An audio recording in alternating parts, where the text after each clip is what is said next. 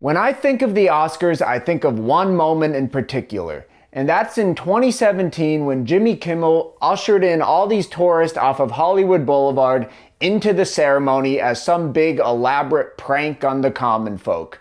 These guys walked in the room and they were like, "Whoa, celebrities everywhere!" And it was supposed to be this big funny gift of we're breaking down the barrier. You guys are normal people. We're the elite, awesome people. You should feel so excited to be in our presence. And you want to know the fucking worst part of that bit? Is that they just ushered them out of the room after. You know, I almost could stand that bit if they had a row of seats open for them and they got to watch the ceremony. That would be kind of nice. But no, they just got a glimpse of royalty. They just got to be in the room for but a second and then ushered out like animals. Like, okay, your time here is done. Let's get back to our actual stuff. It was so indicative of what the Oscars are. The Oscars are this elite party where everyone is congratulating each other and patting each other on the back for the best marketing campaign of the year. You know, gone are the days where A Woman Under the Influence got nominated for Best Director, Best Actress with no marketing campaign, no distribution. John Cassavetes independently produced and distributed, that's important, distributed the movie himself. He went theater to theater showing this movie, and just through word of mouth and acclaim, that it was given awards because they're like, this can't be ignored. It's one of the best movies of the year, regardless of if a company is selling it to us or telling us if it is one of the best movies of the year. And we had a Nora win, and Sean Baker gave a speech how it's a huge win for independent film. But that movie had literally like, I don't know, $10-20 million in a marketing campaign to get that award. It's just different times, and it makes no sense in a day and age where the tools are in our pockets on our computers to distribute films ourselves, that distribution is not part of independent filmmaking. And distribution is so essential in getting your movie any chance at acclaim and recognition in this grand industry. And I'm not going to pretend that these rich actors and directors and producers are anywhere near as bad as fucking jabronis like Elon Musk and Jeff Bezos. But you know, when you get to Bob Iger and Disney, it's not far off. And how many fuckers like that run these companies and run the show? It's rich people getting richer. And people talk about how the Oscars get more progressive and they nominate marginalized groups. But you know who they're never going to nominate and they're never going to support? Poor people. They are never going to stand up for the poor and the working class. They might nominate a movie that depicts that and it made $100 million and made some rich person richer, but they're never going to look out for the little guy because they want to be the separation. They want to usher us in, have us all watch this grand, beautiful ceremony and usher us out as they get to go to their after parties. They get to go on a yacht. They do all this crazy shit. And we don't get to be a part of that. We watch from home after a long day of work. We watch from home tired and exhausted, just gifted the supreme gift of watching them celebrate themselves. And people say like, Joel, why do you protest the Oscars? All of this and more. It is just an exhausting... these people who claim to be anti-capitalist, anti-this, will have the most excited, like, here are my Oscar picks, here's this. Is not any different. The film industry is this microcosm of capitalism being implanted onto an art form that doesn't need it. And obviously you need to survive. Obviously this and that. But these people are doing it in an excessive way that loses relatability, loses touch. Even if their movies are good, even if their movies are fantastic. There's great movies winning awards. There's great movies nominated. That doesn't mean they weren't marketed to hell to get there, and that is simply the case these days. But I digress. The clickbait, angry part of this video is out of the way. I am once again announcing that I am shooting a movie during the Oscars. I have been doing this for so long now. I think this is going to be my fifth movie. Is that right?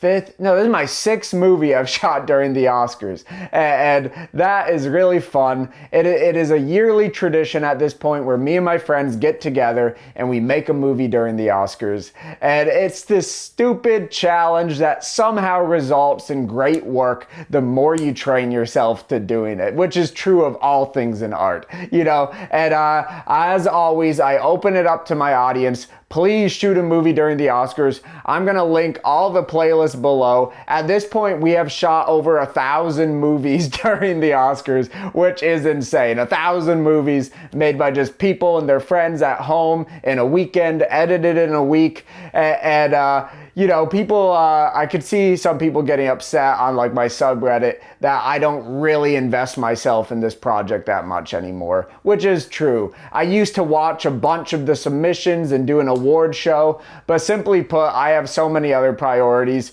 So the best I could do right now is make my own movie and encourage others to do the same. And you might be wondering why. Why shoot a movie during the Oscars? It's gonna be bad, it's gonna be sloppy. But that's exactly why. I've seen this challenge spur so many filmmakers into inspiration for a movie. This YouTuber, Cree the Kid, he started his filmmaking career, at least on YouTube, with an Oscars movie that was really well made. And then he went on to make this vlog documentary movie that I haven't seen yet, but everyone loved it and it did really well.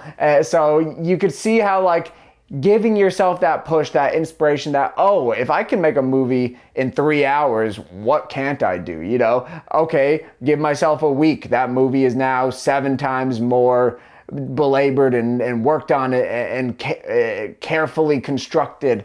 And like I said, also, if you do this every year, you become good at it. The first 2 movies I did during this challenge were sort of bullshitted and improv and laughed through, Simple Smash and Bash Job Gone Wrong and the surprise party and whatever that one's called. That I don't know its name. That's probably my worst movie, but I still love that we did it. But as the years went on, I found techniques and strategies to make this really work.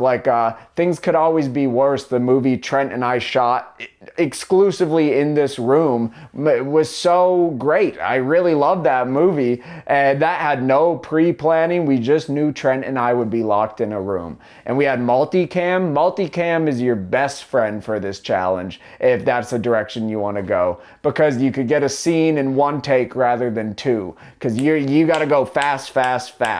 And on top of that, I have found, as if you've seen the text in the call, I have found an immense love for doing a long take, which is sort of a fun cheat code for this challenge, because you could spend a whole weekend, if not more, rehearsing and choreographing and blocking a 1-take movie, and then you shoot it in the 3 hours of the Oscars, because it's shoot a movie during the Oscars. Doesn't mean you can't plan it, doesn't mean you can't get stuff ready for it. So I've had so much fun doing that the last 2 years. Doing a long take is sort of almost the best, most concise thing you could do in such a small time frame, because my movies are 45 minutes usually for this challenge, so you could get 3 full takes of the movie in during the Oscars, and then you just choose the best. For me, it's usually the last, because the first 2 we're still figuring it out.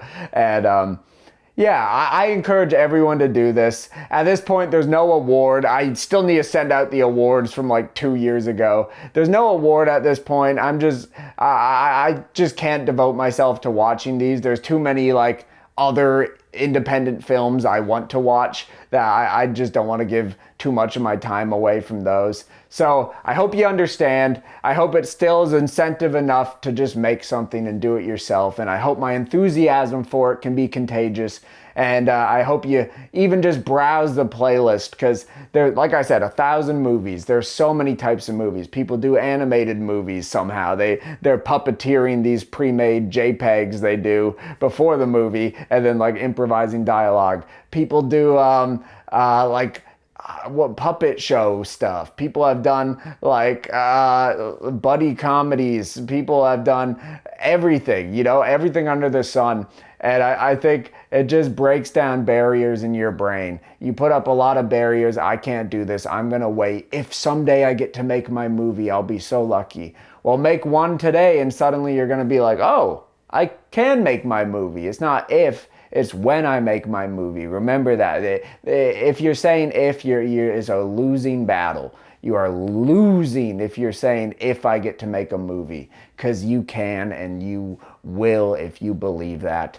And this is a damn good reason to start. So don't watch the Oscars. Bunch of elite bullshit. Instead, be creative, make stuff, even if it's not during the Oscars. Create a movie, make stuff. Know you have that power. Know that these fuckers don't speak for the working class. They don't speak for normal people, everyday life people. An award for them is not an award for us. We gotta remember that. We have to be our own encouragement machine, our own success machine. We gotta find fulfillment within the act of creating rather than in the finances and in the marketing campaigns, because we can't do that. And I'm saying this as somebody who has some level of success. On my own, once the movie's done, I don't have money to market it, you know. What am I going to get, a Facebook ad? Who knows? But just do stuff. I love you guys. I love movies. Bye-bye.